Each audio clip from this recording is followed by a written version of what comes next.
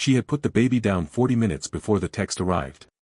The house was quiet in that particular way it only gets late on Christmas night, gifts already opened, dishes already washed, the last of the candles burned low on the mantel.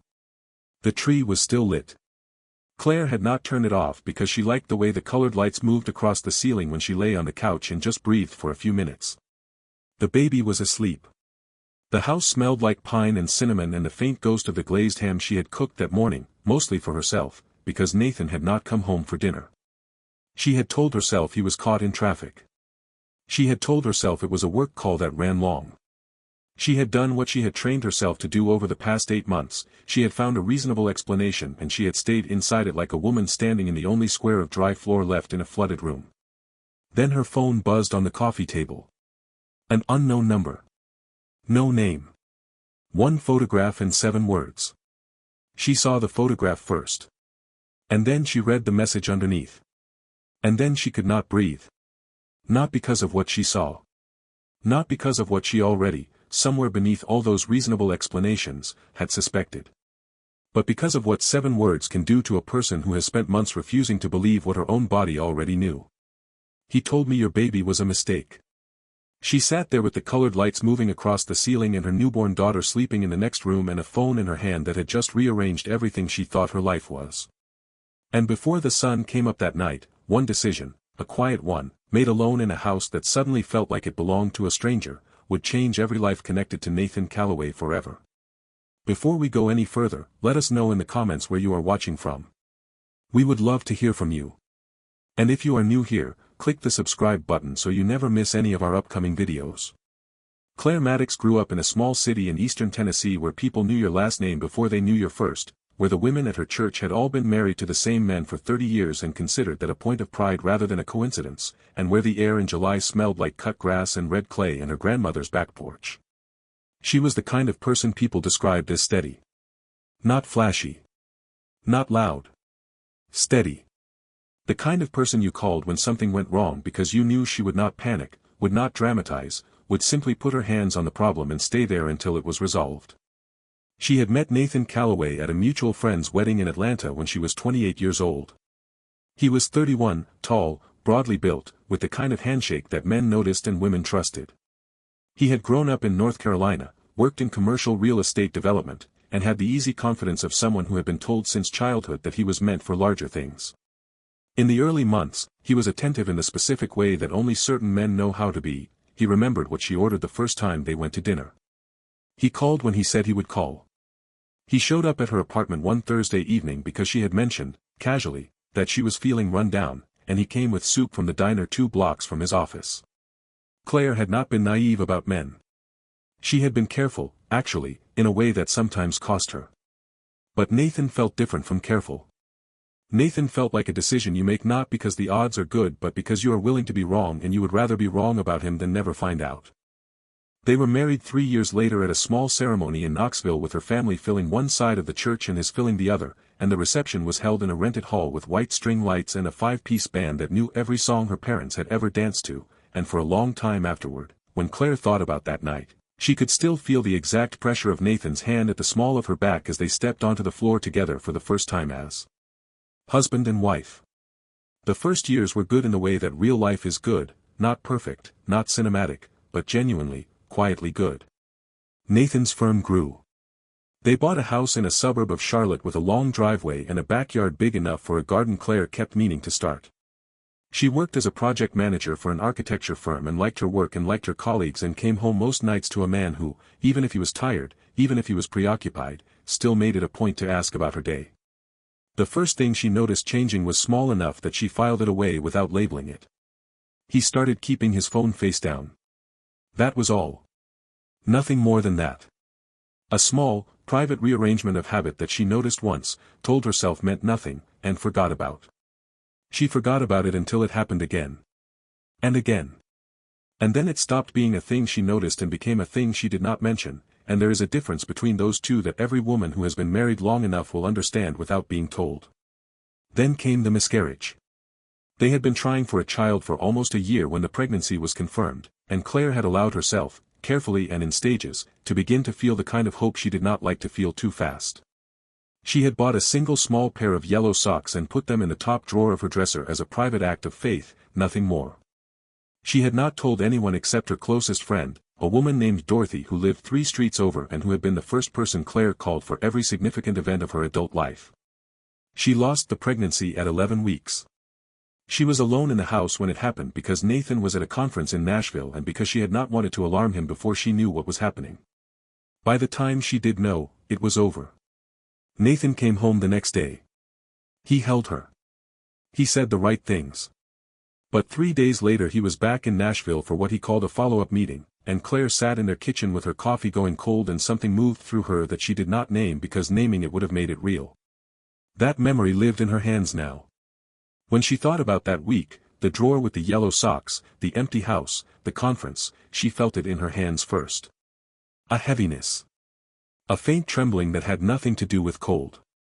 And that memory, that particular quality of being alone in a house while something precious was ending, is what came back to her on Christmas night when she sat on the couch with the colored lights moving across the ceiling and her phone on the cushion beside her and read those 7 words for the 3rd time. He told me your baby was a mistake. She did not cry right away.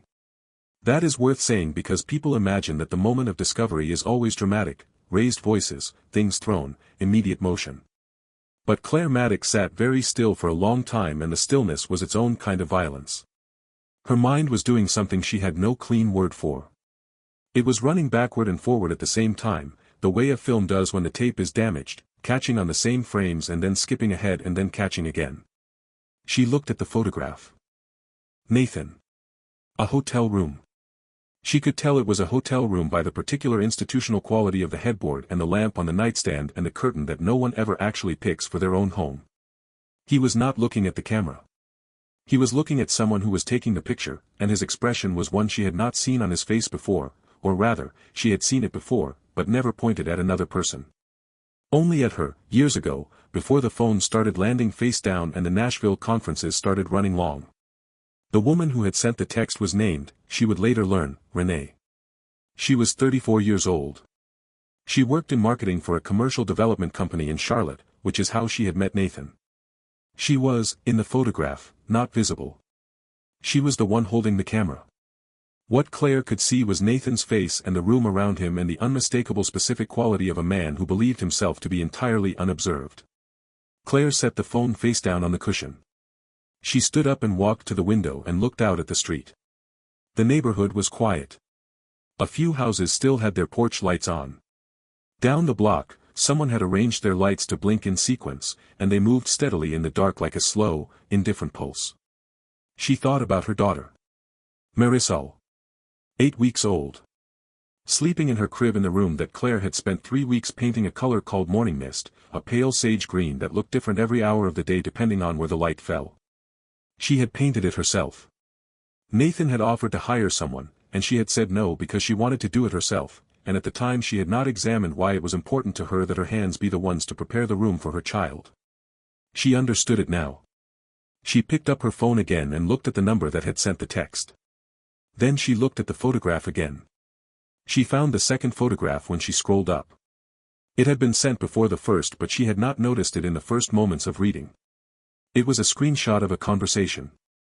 Text messages between Nathan and a contact listed in his phone, not as Renee, but as Rick F., which told Claire more in that single detail than the photographs had told her because it showed her not just that he was having an affair but that he had thought carefully about how to maintain it, how to name it in ways that would survive casual observation. The messages were from 6 months ago. During her 3rd trimester. She scrolled through them slowly. Her face did not change. Her breathing remained even. The colored lights on the tree moved across the ceiling in the same patient rhythm they had been moving all night, and Claire Maddox stood in the living room of her home and read her husband's private correspondence with the woman he had been lying to her about, and what she felt in that moment was something she had no existing word for, something that lived below anger and below grief and was more fundamental than either. Something that felt like a foundation cracking. Not collapsing. Not yet. But the first, unmistakable, structural sound. The last message in the screenshot read, "She's going to be a mess after the birth. I'll have more room to breathe." She put the phone in her pocket. She walked to the kitchen and stood at the sink and ran cold water over her wrists the way her mother had taught her to do when she was a girl and feeling overwhelmed. Her mother had told her that cold water on the pulse points tells your nervous system to slow down, and she did not know if that was medically true, but she had been doing it since she was 9 years old and it had never stopped working. She turned off the water. She dried her hands on the dish towel that had been a gift from Dorothy, white linen with a small embroidered cardinal on the corner, and she stood in her kitchen on Christmas night and she made the first of several decisions that would define the next chapter of her life. She was not going to fall apart. She was going to think. Can I ask you something directly? Have you ever been in a moment where you received information that you had somehow already known, somewhere beneath the surface, and the worst part wasn't the information itself, it was the recognition that part of you had been protecting yourself from it for a very long time? I genuinely want to know. Because what Claire was doing at that kitchen sink wasn't denial. It was the opposite. It was the moment where a person stops managing what they feel and starts deciding what they are going to do. Nathan came home at 11:47. Claire knew the exact time because she had been watching the clock on the microwave since 11, not because she was waiting for him but because tracking small, exact details was one of the ways her mind had always organized itself under pressure. The sound of his truck in the driveway. The particular scrape of his key in the lock that she had heard 10,000 times. The way he cleared his throat before he opened the door, a habit so automatic he had probably stopped noticing it 20 years ago. He came into the kitchen and found her sitting at the table with a cup of tea. He said, "You're still up." She said, "I am." He moved to the refrigerator and opened it. He was looking for something to eat. He had the deliberate, slightly studied casualness of a man who is performing normalcy. She said, "How was your evening?" He said, "Long client dinner ran over. You know how Patterson gets." She did know how Patterson got. She had used Patterson herself, in her own private accounting of all the reasonable explanations she had assembled over 8 months, because Patterson was real and Patterson did talk too long at client dinners and the explanation was plausible. She had leaned on Patterson more times than she wanted to admit. She said, "Is Patterson in town for the holidays?" A pause. Just a fraction of a second. The refrigerator humming in the silence. Nathan said, "He flew in Tuesday." She said, "Okay." She took a sip of her tea. He found what he was looking for, leftover pie, which she had made yesterday, and he cut himself a slice and brought it to the table and sat across from her. He did not ask about her evening. He did not ask about the baby. He ate his pie and looked at his phone, which was lying face down on the table between them. She watched him. She watched the way he held his fork. She watched the way his eyes moved across his phone screen when he thought she wasn't looking. She watched a man who had been her husband for 6 years eat Christmas pie at midnight, and she understood, with a clarity that was almost physically cold, that she had been living alongside a version of Nathan that Nathan himself had constructed specifically to make her doubt what she could feel. She said, "She texted me tonight." He looked up. His face did not panic. That was what she would remember most. It did not panic. It recalibrated. He said, "Who did?" She placed her phone on the table between them with the photograph visible. The recalibration stopped. What followed was not a confrontation in the way that word usually means. It was worse than that. It was Nathan talking. Explaining. Constructing. He was good at it, she could see how good he was at it, and that itself was a secondary wound, the realization that this was practiced, that she was not the first audience for this particular performance. He said it had been over for months. He said it was a mistake. He said Renee was unstable, that she had clearly done this to cause damage, that the messages in the screenshot were taken out of context, that he had been under enormous pressure with the business and she would not understand. He said all of this in a measured, regretful tone that sounded very much like sincerity. Claire sat across the table from him and listened without interrupting, and when he was finished she said nothing for a long time. Then she said, "The baby was 8 weeks old when I got that text." He said, "Claire." She said, "I want you to go stay somewhere else tonight." He said he was not going to do that. She said, "I am asking you to leave." He said this was his house. He said they needed to talk about this like adults. He said she was upset and not thinking clearly, and the moment those words came out of his mouth something changed in the room, a temperature shift, almost, and Claire stood up from the table and said, very quietly, "Do not tell me what I am thinking." He left. Not immediately, and not without several more attempts at managed conversation, but he left. She stood at the window and watched his truck back out of the driveway, and when the taillights disappeared around the corner at the end of the street, she went to her daughter's room and stood in the doorway and looked at her sleeping child, and the feeling that moved through her then was nothing like anything she had ever felt before. It was not relief. It was not grief. It was more like a kind of arriving, the sense that she was, for the first time in a long time, fully present in the actual truth of her life, and that whatever came next would be built on something real. 3 weeks after Christmas, Claire called Dorothy. She had told her almost nothing over the holidays, only that Nathan and she were having some difficulties, which Dorothy had filed away without pressing because she had known Claire for 19 years and understood when to wait. They sat in Dorothy's kitchen on a January afternoon, coffee between them, the heat from the oven still present in the air because Dorothy had been baking bread, and Dorothy's kitchen smelled the way it always smelled, warm flour and dish soap and the faint cedar of the candle she kept burning near the window all winter. Claire told her everything. When she finished, Dorothy was quiet for a while. She had both hands wrapped around her mug.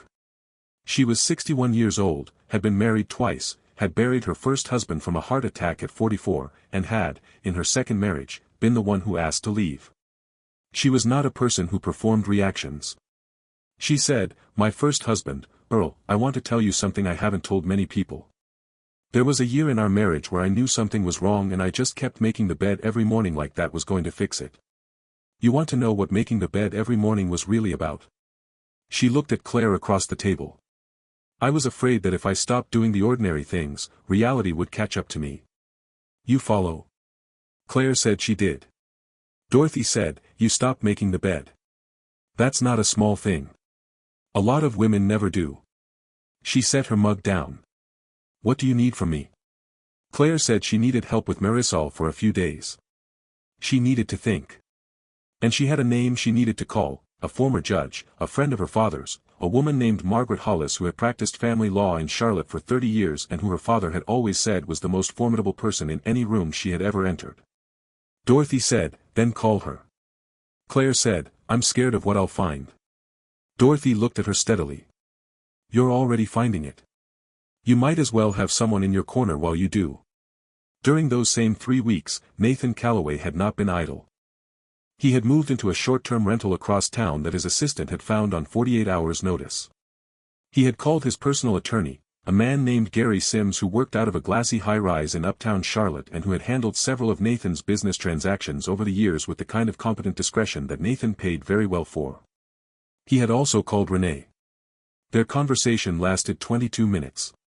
Nathan spent most of it explaining that she had put him in an impossible position and that her decision to contact Claire had been impulsive and destructive and that he needed her to understand the importance of staying quiet during whatever came next.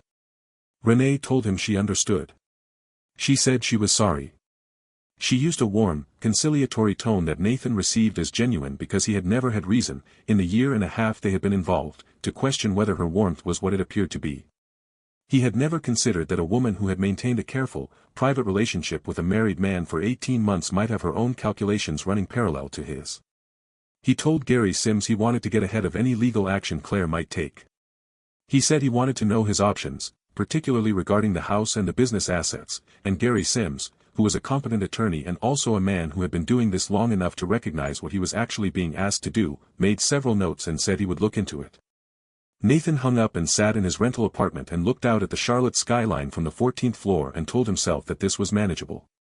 He had managed difficult situations before. He was good at it. He reminded himself, very good at it.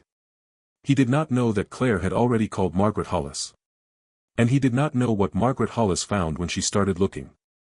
Margaret Hollis had a corner office on the 3rd floor of a building on Trade Street that looked deceptively modest from the outside and was, inside, an environment of deliberate discipline, clean surfaces, organized files, a single framed photograph on the credenza behind her desk that showed her adult children at what appeared to be a graduation. She was 67 years old, had been a family court judge for a decade before returning to private practice, and she had the particular quality that certain experienced professionals develop over long careers. She never seemed to be in a hurry, but things happened when she was in the room.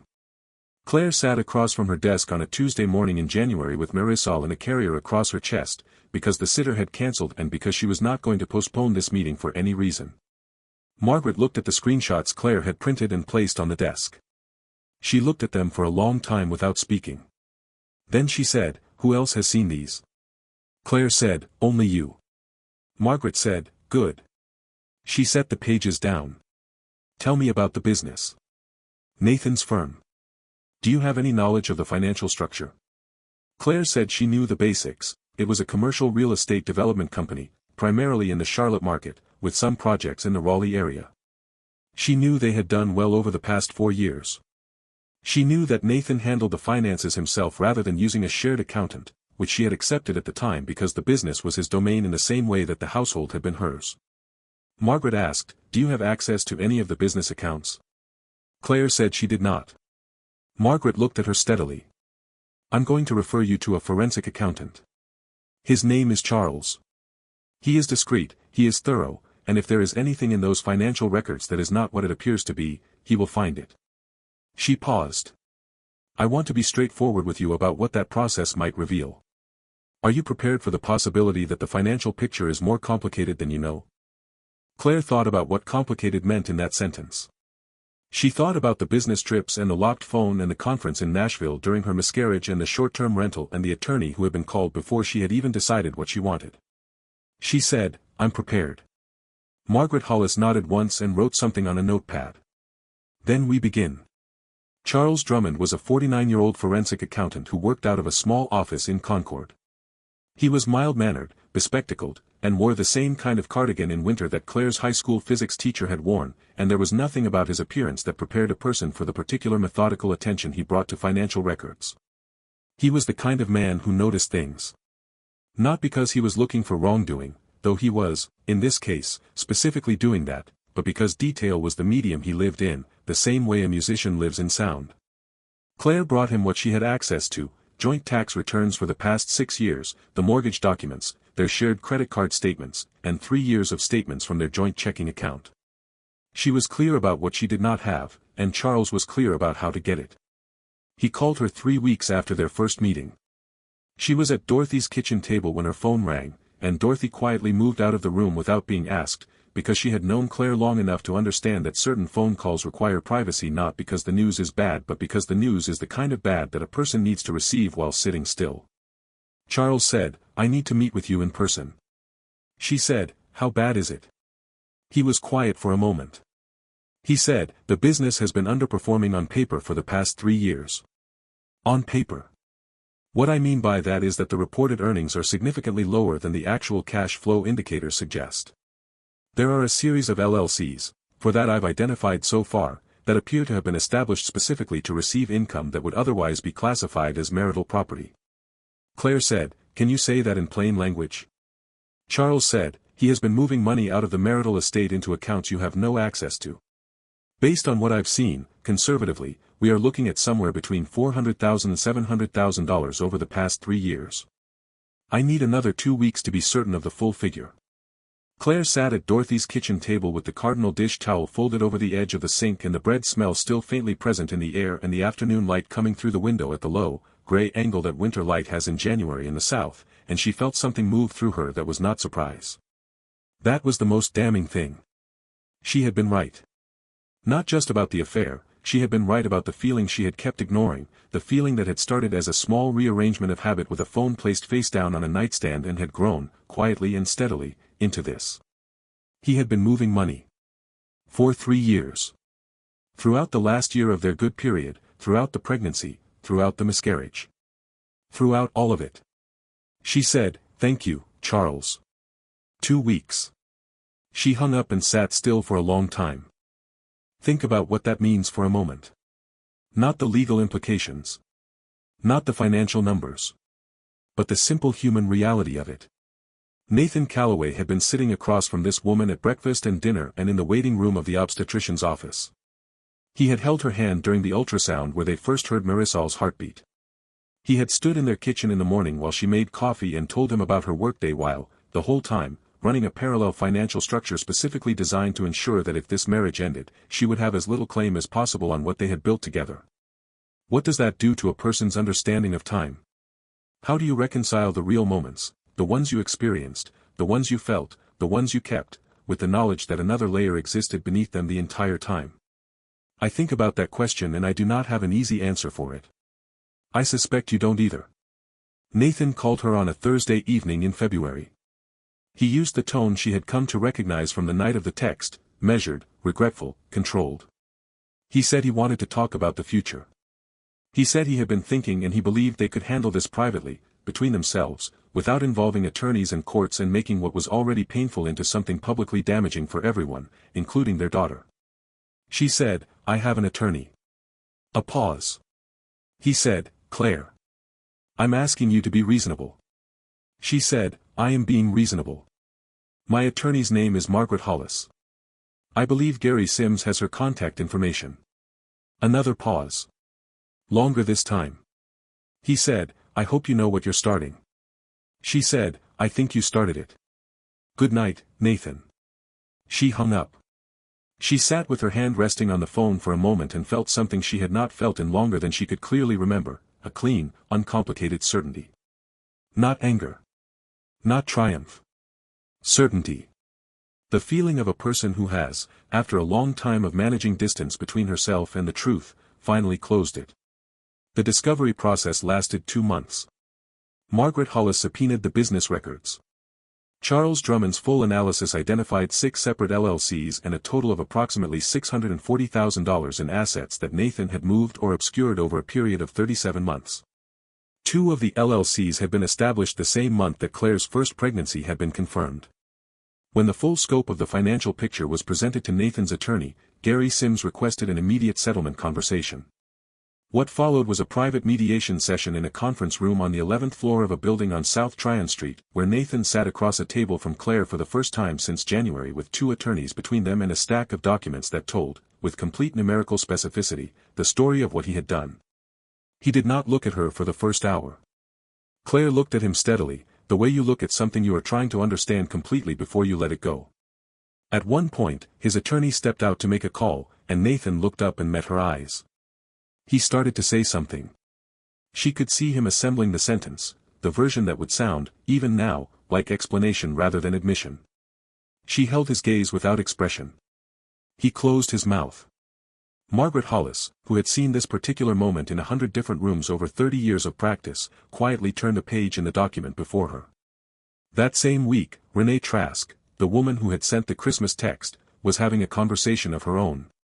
She sat in the parking lot of a coffee shop in South Charlotte on a Wednesday afternoon and talked on the phone with a friend who had asked her, plainly and without judgment, what she had expected to happen.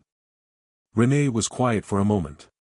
She looked out through the windshield at the parking lot and the gray February sky above it. She said, "I thought he was going to leave her. For about 4 months, I genuinely believed that." Her friend said, "And then?"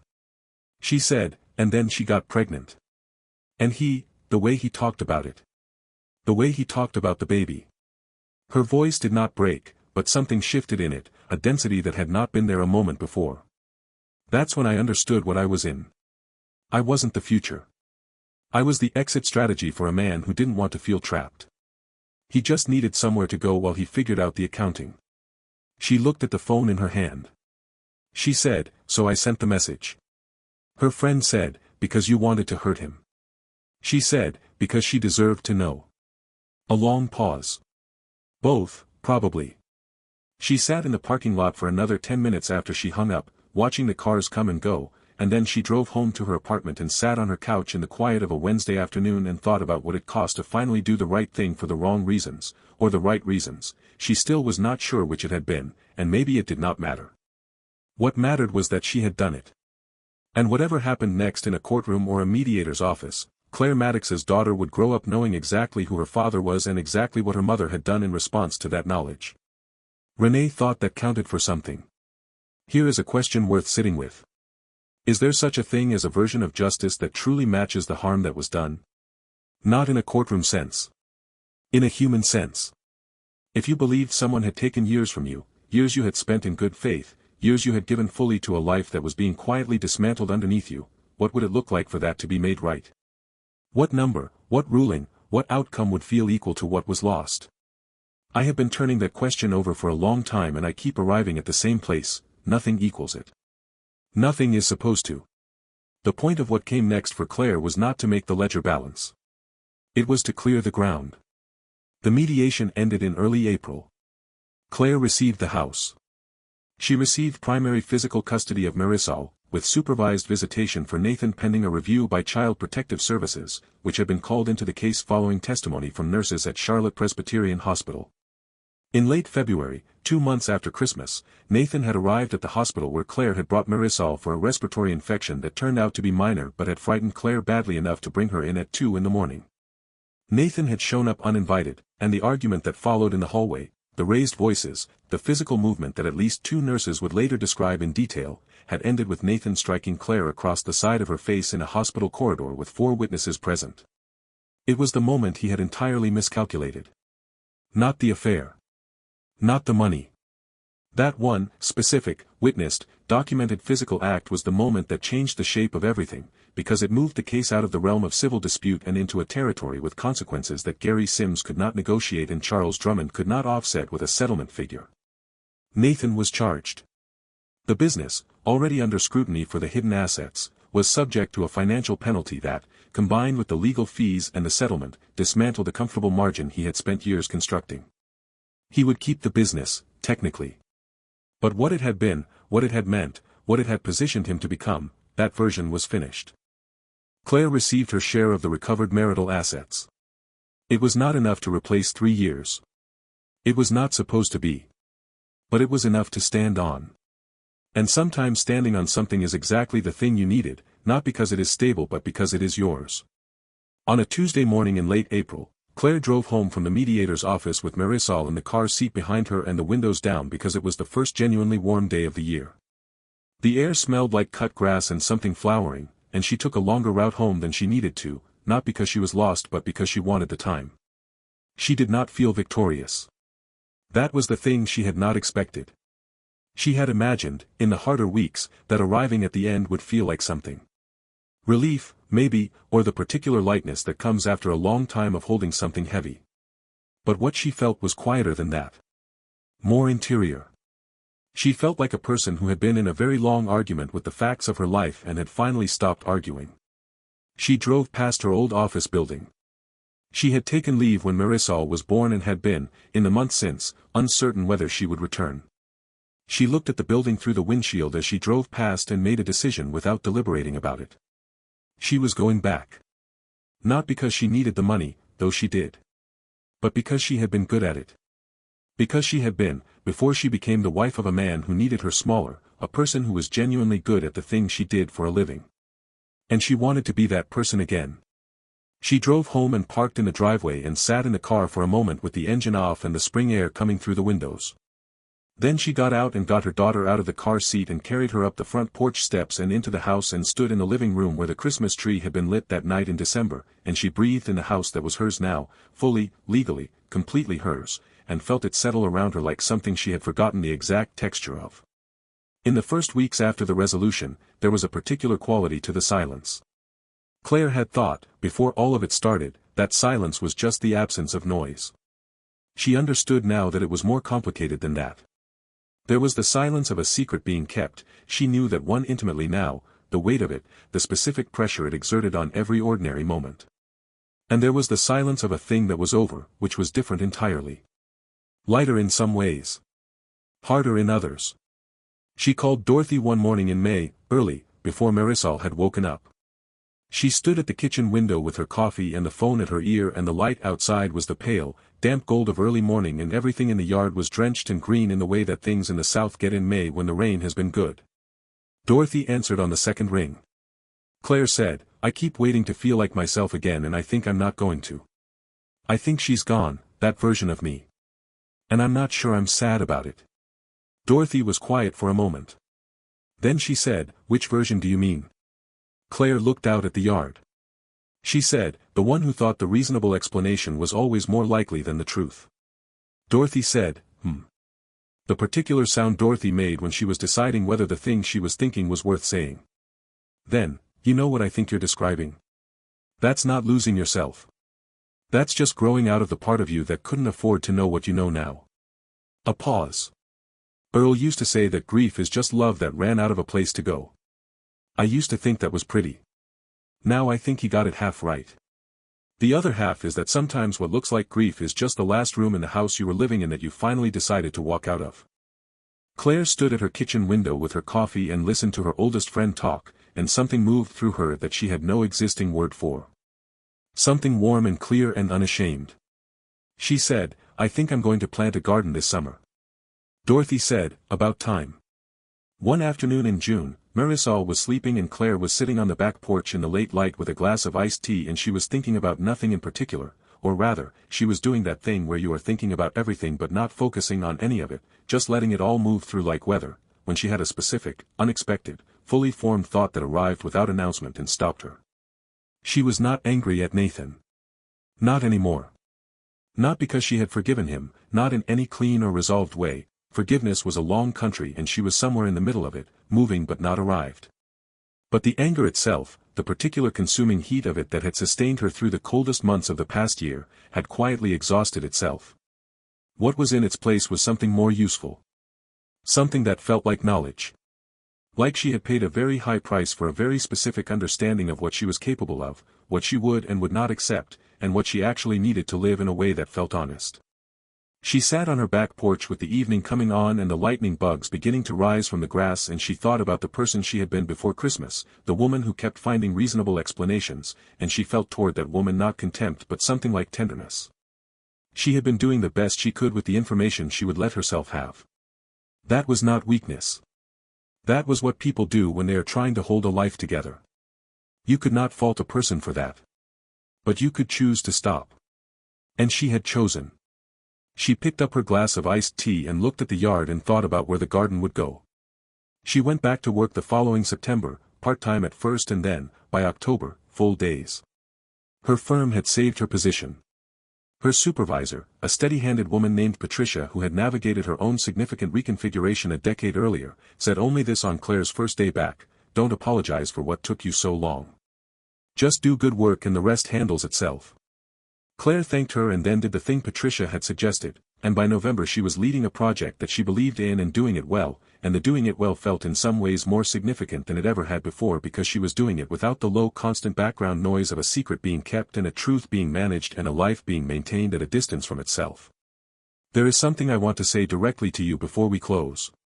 I do not know what you have carried. I do not know how long you have been carrying it, or what it would cost you to set it down, or whether you have even allowed yourself to fully identify what it is. But I know this: the things that we keep reasonable explaining away, the signals we mute because the truth underneath them is too costly, the version of our lives we maintain from a careful distance because looking too closely might change everything, those things do not go away because we manage them. They go underground. And underground, in the dark, they do what things do when they are removed from the light. They grow. Claire Maddox did not survive what happened to her because she was exceptional. She was not. She was a woman who had made the very ordinary human mistake of loving someone past the point where that love was being honored.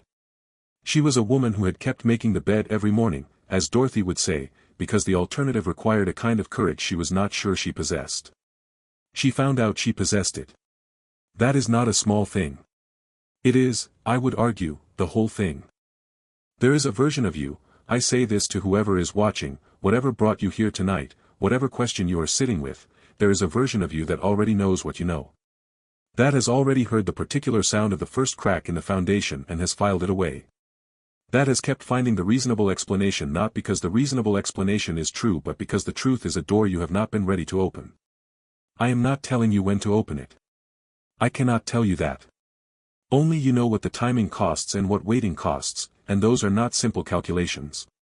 But I will tell you what I know from every story like Claire's that I have watched unfold: the people who do eventually open that door, who eventually stop managing the distance between themselves and the truth of their own lives, do not report that they wish they had waited longer. They report that they wish they had known sooner what they were capable of once they let themselves know. Claire planted her garden in the spring of the following year. It was in the far corner of the backyard where the light was good, running along the fence she had painted herself the previous summer. Tomatoes. Peppers. Zucchini that she did not entirely trust herself not to neglect but planted anyway. And in the front, along the border, because her grandmother had always done it this way, marigolds. The kind that come back every year on their own if you just leave them alone and let them find their own ground. She put Marisol in a canvas carrier on her chest and she dug in the warm earth with her bare hands and she thought about nothing except the work and the weight of the baby against her and the smell of the soil and the sun. And then she stopped thinking about nothing and started thinking about the next thing. Which is, I think, exactly what beginning looks like.